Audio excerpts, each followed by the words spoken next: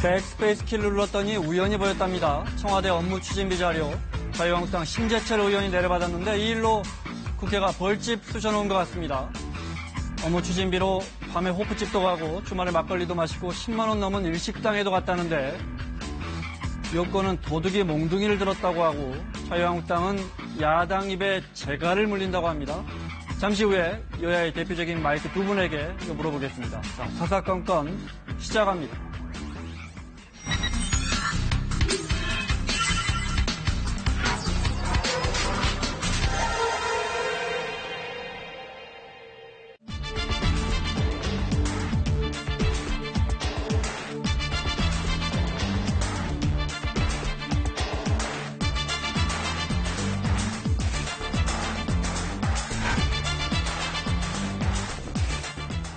이 사안은 신재철 의원님 개인 사건이 절대로 아닙니다.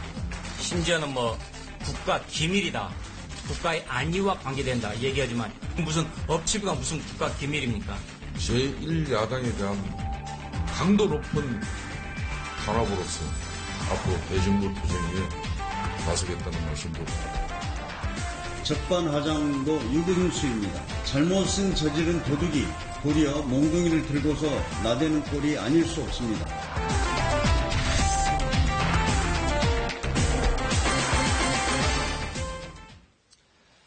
여의도 사사건건 민주당 박범계 의원, 바른미래당 하태경 의원 두 분의 재선 의원과 함께하겠습니다. 어서 오십시오. 네, 반갑습니다. 안녕하세요. 두 분 다 당권 도전하셨고, 네, 제가 어떻게 말씀드리죠? 이번엔 안 되셨지만 다음에 매우 유리한 고지에 오르셨다 이렇게 표현할까요? 과거는 과거고 미래는 미래니까. 네. 그만 알 수 없는 거고. 좋은 경험이 됐습니다. 분패하신 의원님. 예, 내리 4선 최고위원. 5번째는 한 단계 더 올라갈 것 같습니다. 알겠습니다. 네.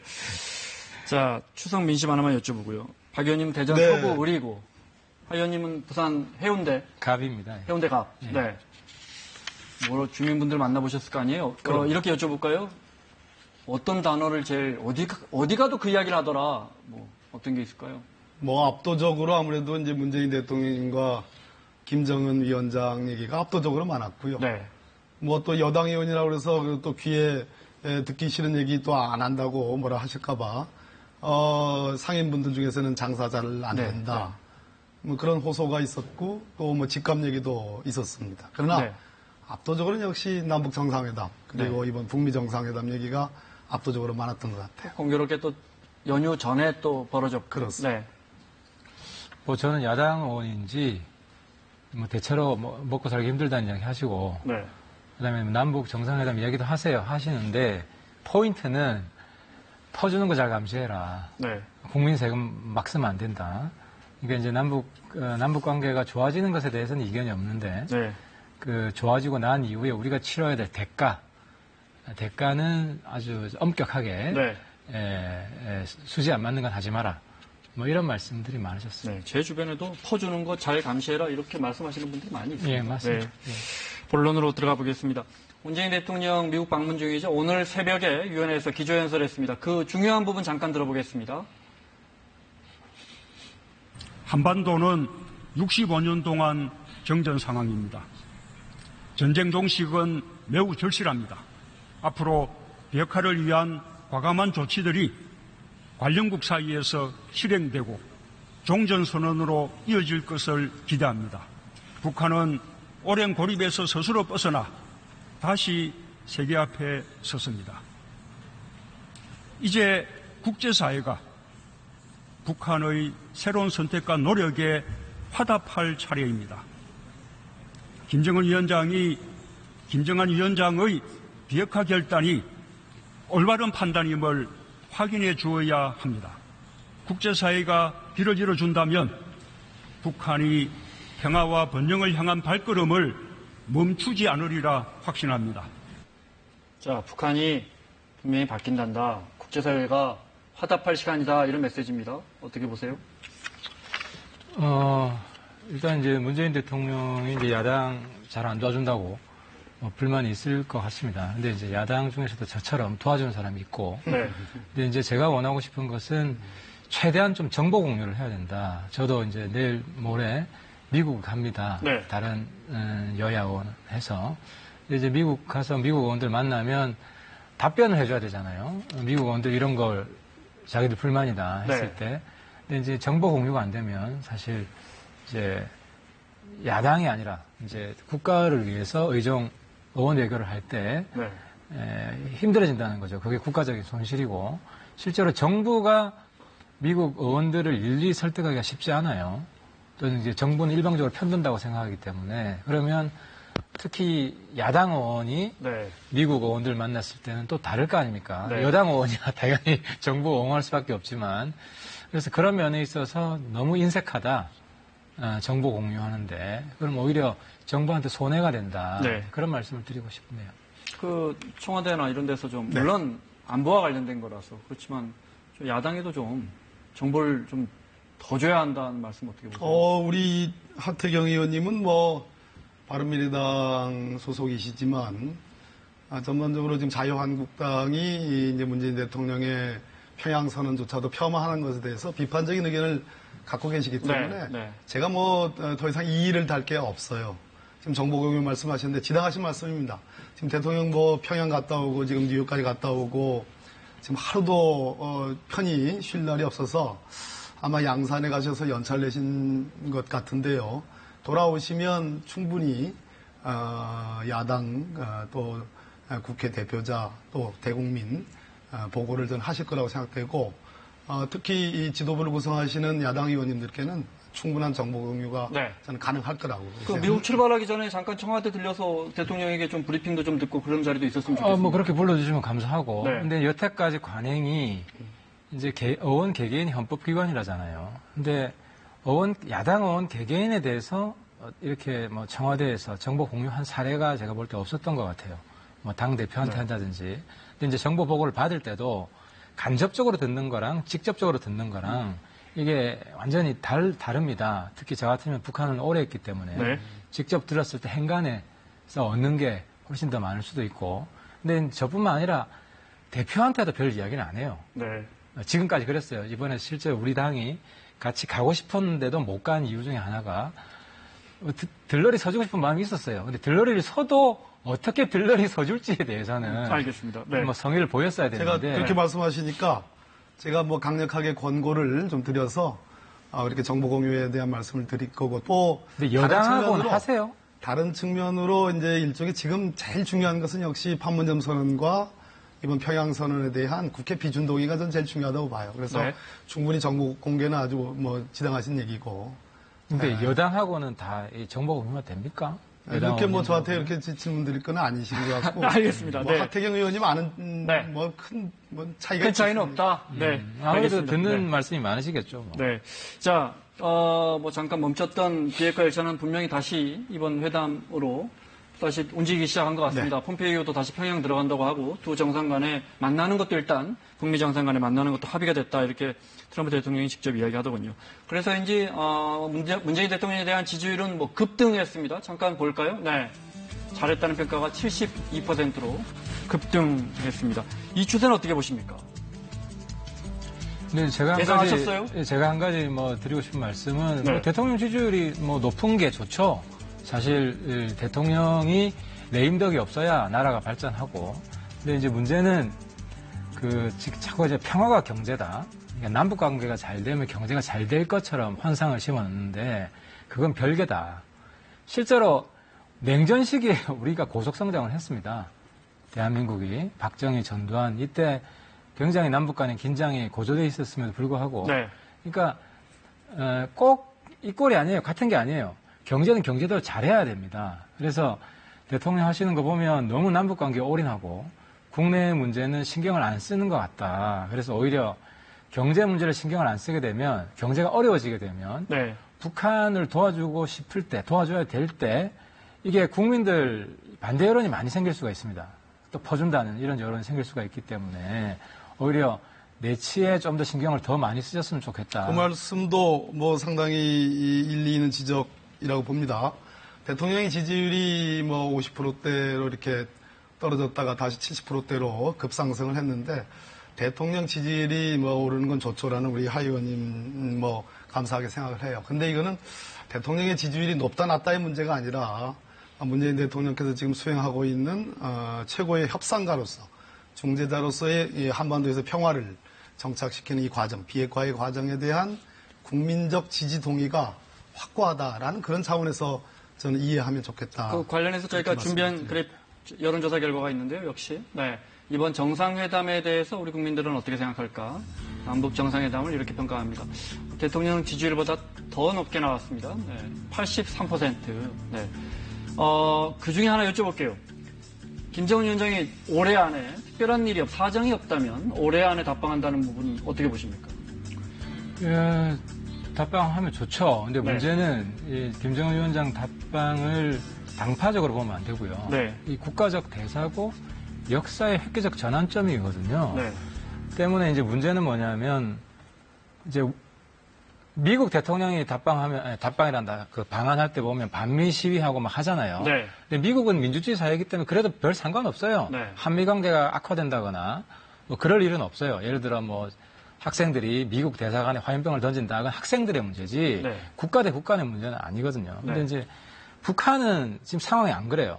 북한은 과거에도 김정일 위원장 포스터가 비에 젖는다고 울고 뭐 그런 북한 그 아시안 게임 여자 응원단이 그러니까 첫 답방이기 때문에 좀 자주 오면 상관이 없는데 첫 답방일 때는 좀 전 국민 거국적으로 거민적으로 좀 이렇게 예우를 갖춰주는 게 필요합니다. 근데 뭐 또 인공기 불태우고 김정은 화형식하고 이런 것들이 하의원님은 오는 거 찬성. 바른미래당은 당론으로 찬성입니까? 이런 그거에 반대합니까? 우리는 반대할 이유가 전혀 없고 더 자주 와야 되는데 이제 문제는 오고 난 다음에 남북 관계가 악화될 수가 있어요. 잘못하면. 예를 들어 김정은 뭐 얼굴이 불에 타고 이런 것들이 북한 TV나 동영상을 통해서 북한 전역을 돈다. 요즘은 뭐 한국 유튜브 많이 보거든요. 북 사람들 입장에서는 상상하기 힘든 일이죠. 그렇게 되면 그 한국에 대한 감정이 악화될 수가 있고 그러면 다시 한국 가지 마라. 그러니까 한 번 오고 오히려 남북 관계가 악화될 수 있는 우려가 있어요. 그래서 지금 하 의원님 말씀하신 걸 벌써부터 많이들 걱정하세요. 저는 두 가지 측면에서 좀 말씀을 드리고 싶은데요. 뭐 어쨌든 남북 관계에 관해서는 하 의원님이나 저나 큰 견해 차이는 없는 것 같아요. 그래서 참 다행이라고 생각을 하는데 그 첫째는 우리 대한민국 내에서 자유민주주의 국가이기 때문에 소수이긴 하지만 반대의 목소리가 있는 것이 엄연한 현실이고 그것을 굳이 뭐 동원체제처럼 완전히 그런 목소리를 내지 말아라고 강제할 수는 없을 겁니다. 다행스러운 거는 북한의 김정은 위원장이 그렇게 강력하게 남북 간의 지금 대화 모드라든지 평화 모드에 대해서 반대하는 아주 뭐 극단적인 목소리가 있다라는 것을 알고 있습니다. 그런 측면에서 오히려 그런 현상들, 아주 작은 목소리고 또 뭐 어떤 경우에는 좀 상당히 극단적인 행동이 있을 수도 있겠지만 그런 것이 마치 우리 사회에 상당한 어떤 흐름인 것처럼 보도하는 그 점을 좀 경계 좀 하고 싶고요. 궁극적으로 뭐 저는 뭐 김정은 위원장이 서울을 방문하는 것 이것은 정말로 전 세계의 미중위의 대사건이다. 그런 측면에서 어쩌면 곧 있을 북미 정상회담에 이은 평양 이은 서울 답방이 정말 민족사적인 대전환의 계기가 좀 됐으면 하는 그런 바람을 실어 봅니다. 미중유의 사건이라고 하셨고 역사적 전환점이 될 것이다. 만약에 온다면. 그렇죠. 그래서 한국당한테 부탁하고 싶은 것은 뭐 아까 얘기한 경찰력을 동원해서 그렇게 하면 오히려 부작용이 생기고 이제 반김정은 반북 시위가 있을 때 일어나는 것에 대해서 한국당 지지 기반이 많잖아요. 그 우파 시위대들이 정부에서 좀 간곡히 좀 요청을 하고 이때만 좀 자제하고 좀 평화적으로 물론 반대 성명이나 이런 거 말로는 충분히 할 수 있죠. 근데 뭐 화형식을 한다든지 뭐 이런 좀 극단적인 이런 거는 자제를 좀 요청하고 뭐 그런 게 좀 있었으면 좋겠습니다. 알겠습니다. 저희가 방금 전해드린 이 여론조사는 KBS가 한국 리서치에 의뢰해서 전국 성인 남녀 1000여 명을 대상으로 했고요. 응답률이 중요한데 14.4%, 표본 오차는 플러스 마이너스 3.1%포인트의 95% 신뢰 수준인 걸 알려드리겠습니다. 관련해서 홍준표 전 대표가 지금 이제 들어와 있죠. 위장평화 공세에 속으면 그러면 그 결과는 참담하다. 지도자의 판단은 그 나라의 존망을 결정한다. 이렇게 했어요. 어떻게 보십니까? 제가 좀 읽어드리겠습니다. 위장평화 공세에 속는 것은 히데요리 체인벌린, 헨리 키신저와 같이 일시적으로는 평화를 바라는 국민적 동의를 받을 수 있을지 모르나 그 결과는 참담합니다. 이랬거든요. 네. 저런 말씀을 할 수 있는 분이 홍준표 대표잖아요. 네. 네, 홍준표 대표다운, 가장 홍준표다운 저는 발언이라고 보는데요. 그렇기 때문에 일각의 비판이 뭐 민주당을 지지하시는 분들 중에는 홍준표 전 대표가 또 자유한국당 대표가 돼달라 하는 그런 바람도 있다는 얘기도 정말 우아스럽게 나오는 얘기가 민주당 있습니다. 지지자분들 중에요? 그렇지 않습니까? 홍준표 대표가 지방선거 네. 패배에 결정적인 원인을 제공했다라는 그런 일단의 비판이 있습니다. 무슨 네. 얘기냐 하면 세상이 바뀐 지 아니, 한참 그 부분에 됐고 대해서는 많은 분석이 이루어졌죠. 예, 바뀌어가고 있는데 아직도 저렇게 냉전의 유무를 그대로 감싸 안으면서 네. 하시는 말씀 자체가 정말 변할 줄 모르시는 분이구나. 알겠습니다. 말 나온 김에 그 지금 이야기하셨잖아요. 예를 들어 자유한국당 내에 예를 들어 뭐 흔히 친박으로 일컬어지는 그 세력이 또 다시 세력화하고 연휴 기간 동안에도 황교안 전 총리를 이렇게 다음 당대표에 출마하라고 이렇게 권하기도 했다는 기사를 봤습니다. 바른미래당은 이제 중도 보수를 추구하시는데 좀 이렇게 정의하지 말아달라는 분도 있지만 자유한국당이 자꾸 오른쪽으로 더 가면 다음 총선이나 대선에서는 매우 구도가 어려워집니다. 다음 총선은 다음에 고민하고요. 네. 시간이 많이 남았기 때문에. 근데 이제 홍준표 대표 이야기는 자꾸 좀 꺼내지 마세요. 뭐 자꾸 이렇게 어떤 홍 대표가 이제 말씀 안 한 케이스가 네. 레이건 케이스인데요. 레이건이 했던 유명한 말이 있습니다. 믿어줘라. 하지만 검증하라. Trust but verify라는 말이 있는데 실제로 아까 뭐 체인벌린이나 뭐 이런 케이스는 이제 실패한 케이스고 성공한 케이스도 있단 말이죠. 그래서 레이건이 고르바초프를 상대로 이제 핵군축 해서 실제로 이겼잖아요. 냉전에서 승리했고 결국은 소련도 자유와 민주화 됐어요. 그러니까 저는 북한이 소련의 길을 갈지 중국의 길을 갈지는 좀 더 봐야겠지만 어쨌든 일단 믿어줘라. 그리고 철저히 검증하라. 근데 홍준표 대표는 믿지 마라. 이거예요. 믿지 마라, 처음부터. 그러니까 믿지 마라라고 하니까 협상도 해봐야 소용없고 협상 결과가 나와봐야 무조건 부정적이고 이런 식이 되는 거예요. 그러니까 국민들이 볼 때는 자꾸 발목 잡는 것처럼 보이고 어쨌든 성과는 조금씩 있는 것 같은데 때문에 지금 보수가 살려면 레이건의 그런 철칙을 잘 좀 따라갔으면 좋겠다. 일단 믿어주고 그 다음에 검증을 하자. 네. 믿어줘야 협상도 진작에 할 거 아닙니까? 알겠습니다. 저희가 재미삼아 퀴즈 하나 준비했습니다. 하나 볼까요? 네. 하 의원님께 여쭤볼까요? 어려운 퀴즈입니다. 문 대통령 지지율이 급등했는데 요 4명 중에 누가 제일 도와주는 것 같습니까? 문 대통령 지지율을 올려주는 사람. 솔직히 탁 말해서. 1등은 김정은이죠. 김정은 위원장. 현실적으로. 김정은이죠. 네. 어떻게 보십니까? 박 의원님. 저렇게 배치를 해놓고 여당 의원한테 물어보라니. 지그라우로 시민이 뭐라고 답을 하겠습니까? 알겠습니다. 자, 하 의원님, 저희 나오시면 피하지 못하는 코너 하나 있습니다. 홍준표 전 대표에게 저 카메라 보시고요. 아까 말씀하셨잖아요. 자꾸 이야기하지 말자고 하셨어요. 지난번에도 한 것 같은데. 네, 또요? 한번 하십시오. 네. 아니, 이제 귀국하셔서 본격적으로 당권 도전하실 거란 말이에요. 홍 대표님보다도 지금 김병준 비대위원장님한테 한 말씀 드리고 싶은 게 김병준 비대위원장님 들어오시고 나서 냉전 반공 보수를 극복해야 된다는 발언한 게 제가 기억이 납니다. 근데 지금 하시는 거 보면 홍병준 아닙니까? 홍병준. 국민들 대다수는 남북 정상회담 생방송을 보면서 어쨌든 북한이 변하고 있고 그래서 생방송도 하는 거거든요. 근데 한국당만 과거 발목에 잡혀서 지금 여전히 이 무찌르자 공산당 하고 있는 겁니다. 때문에 김병준 비대위원장은 홍준표 대표의 전철을 밟지 않으셨으면 좋겠고요.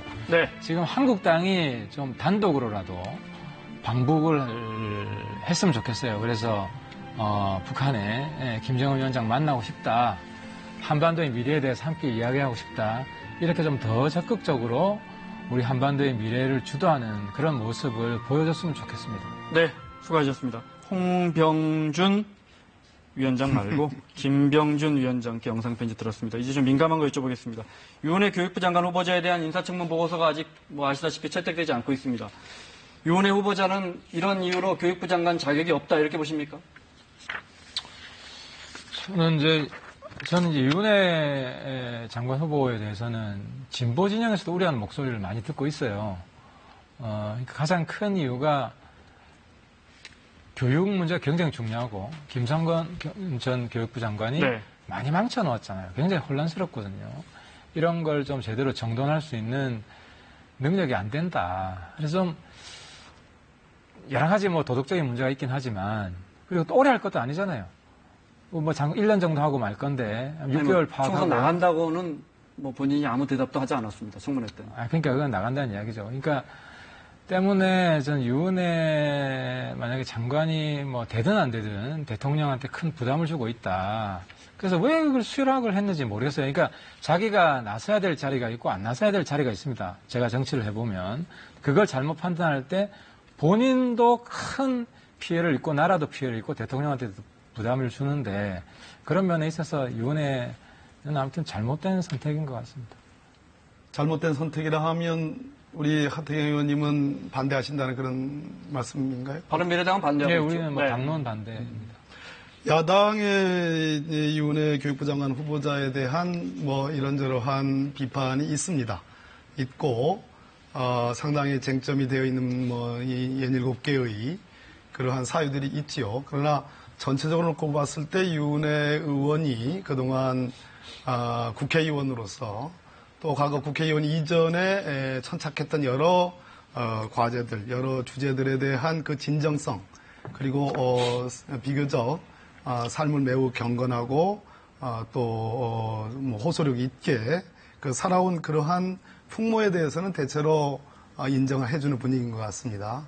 아마 인사청문 보고서 채택은 어려울 것 같고요. 대통령이 임명하실까요? 문제는 이제 그 청문 보고서 채택 기간이 지났을 때에 대통령께서 임명을 할 거냐라는 네. 그러한 질문인데 저는 현재로서는 임명 쪽에 조금 무게를 두고 싶습니다. 알겠습니다.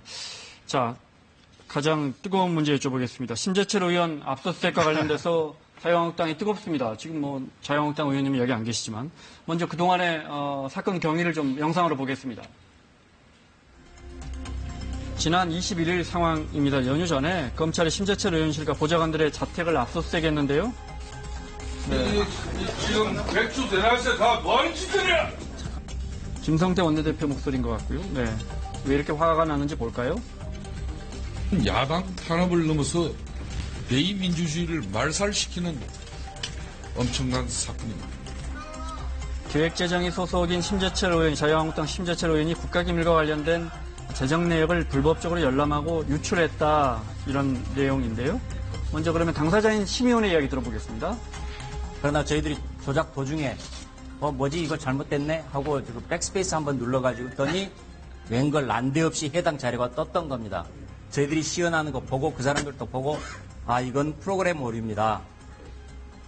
그 재정정보원에서 와서 이거 백스페이스 보면 자료가 보인다는 거 인정했다는 거예요. 그래서 이제 청와대 업무 추진비 중에 일부 공개된 걸 보면 백화점 화장품도 45만 원어치 사고 보시는 것처럼 건강진료도 16번 받았는데 휴일도 있고 미용실 대통령 비서실 이런 것도 썼다는 거예요. 쭉 나와 있습니다. 전체 내용은 이렇게 돼 있고 사용 장소 여러 가지 것들이 나옵니다. 오늘 일이 커지는 분위기예요. 네. 강도 높은 야당 탄압이다. 네. 대정부 투쟁을 예고했습니다. 강도 높은 대정부 투쟁 참 오랜만에 들어보는 것 같아요. 제가 몇 가지 좀 정리를 좀 네. 해보겠습니다. 일단은 심재철 의원님이라는 분입니다. 초선 의원님이 아니고 5선이시죠. 5선의 국회 부의장입니다. 그리고 정보를 잘 다룰 줄 아시는 의원님입니다. 오늘 기재부가 추가로 심재철 의원님을 고발을 했습니다. 근데 이것이 약 47만 건에 이르는 어마어마한 정보고요. 이것을 한 번에 가져간 게 아니고 약 10여일에 걸쳐서 수백 회에 걸쳐서 가져간 겁니다.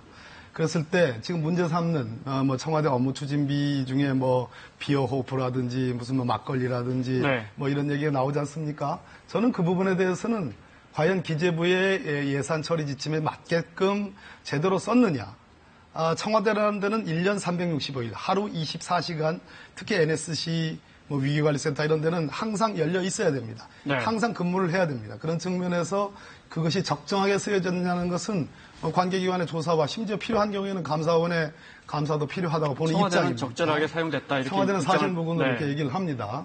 문제는 과연 다선의 국회 부의장이신 심재철 의원님이 저 비인가 행정정보를 가져가서는 안 된다는 것을 몰랐겠느냐. 저는 몰랐지 않았다고 생각합니다. 백스페이스 뭐 그걸로 말씀을 하시는데 47만 건 그거 가져가기 쉽지 않습니다. 그런 측면에서 네. 그런 측면에서 저는 이 부분 그 중에는 대통령의 경호 정보라든지 예산과 관련된 아주 민감한 정보들이 있다는 겁니다. 뭐 그런 건 공개가 안 됐으니까. 예. 근데 따라서 예를 들어 그 지금 두 가지를 네. 그 두 가지를 구분해서 이 문제를 심재천 저는 의원 얘기를 해야 입장에서는 그 설령 습득 과정에서의 불법성이 있더라도 국민들이 이런 건 좀 알아야겠다는 거예요. 그 부분 어떻게 보십니까? 그것을 이제 비교하면서 옛날 네. 삼성 엑스파일 사건을 들어요. 삼성 엑스파일 사건 때 이제 고 노회찬 의원님이 의원직이 떨어졌습니다. 네. 안 됐습니다. 근데 삼성 엑스파일 사건이라는 것은 대선에 말 그대로 뭐 100억대 대선 자금을 뭐 줬다든지 또는 의원 그 검사들에게 수억 원의 뇌물을 줬다든지 그런 거와 관련된 겁니다. 근데 그 엑스파일 자체가 불법적으로 입수가 된 거예요. 그래서 의법 처리가 됐고 네. 나머지 비난받을 부분은 별도로 있는 겁니다. 네. 그랬을 때 지금 기껏 나온 것이 제가 보기에는 청와대가 사실무근으로 얘기하고 있는 업무 추진비에 무슨 뭐 막걸리라든지 뭐 비어호프라든지 네. 뭐 이런 얘기들입니다. 그것도 이제 나머지는 업무 시간 사실무근이라는 외에 얘기. 저 그렇습니다. 결제가 제가 됐다는 아까 거예요. 말씀드렸죠.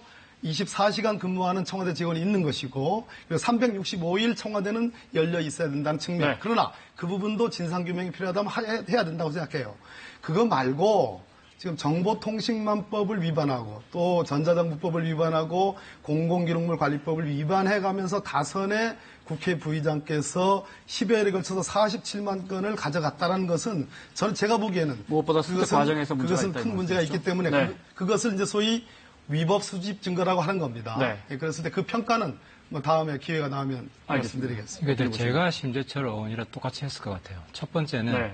취득 과정의 불법성인데 거의 진실을 말하는 것 같아요. 백스페이스 하나 누르니까. 네. 그러니까 이제 그럼 뭐 담당 직원도 와서 인정했다니까. 그렇죠. 프로그램 네. 부실로 우연히 취득을 한 겁니다. 네. 우연히 취득을 한 거예요. 그럼 그 자료를 보고 예를 들어 그게 아니라 특수활동비 내역을 입수했다고 칩시다. 우연히. 네. 근데 거기에서 공공의 이익에 반하는 것을 확인했다. 그죠?